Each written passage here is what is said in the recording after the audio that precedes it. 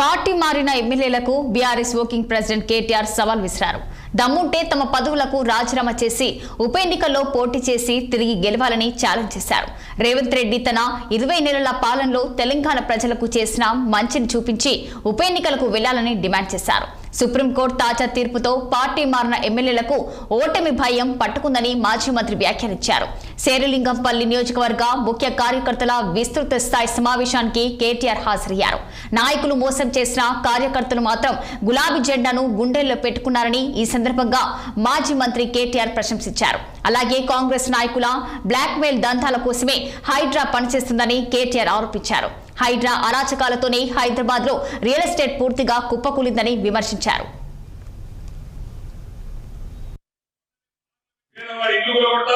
సున్నం చెరువులో ఉంటే ప్రతి ఒక్క పేదవాడి కడుపు మీద కొడతారు, కానీ పెద్దవాళ్ళని మాత్రం ఏం చేయరు.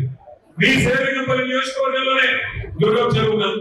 అదే దుర్గం చెరువు ఎఫ్టీఎల్ లో మనం ఉన్నప్పుడు కట్టేది కాదు. ఇదివరకు కాంగ్రెస్ ఉన్నప్పుడే రేవంత్ రెడ్డి వాళ్ళన్న అక్కడ ఇల్లు కట్టింది. మరి దమ్ముందా హైడ్రాకి? రేవంత్ రెడ్డి అన్న ఇంటికి పోయి ఇల్లు కట్టి దమ్ముందా?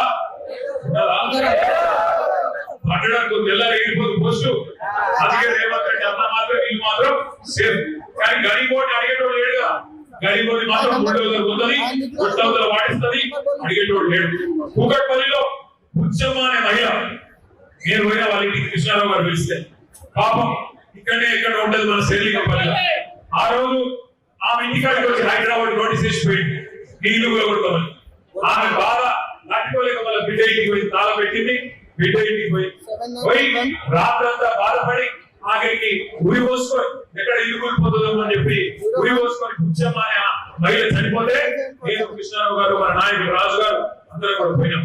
వాళ్ళ హైడ్రా వల్ల ముఖ్యమంత్రి అనాలోచిత విధానాల వల్ల హైడ్రానేమో కాంగ్రెస్ బ్లాక్ మెయిల్ దందా పనికి వస్తున్నారు తప్ప ఎవరికి పనికొస్తలేదు.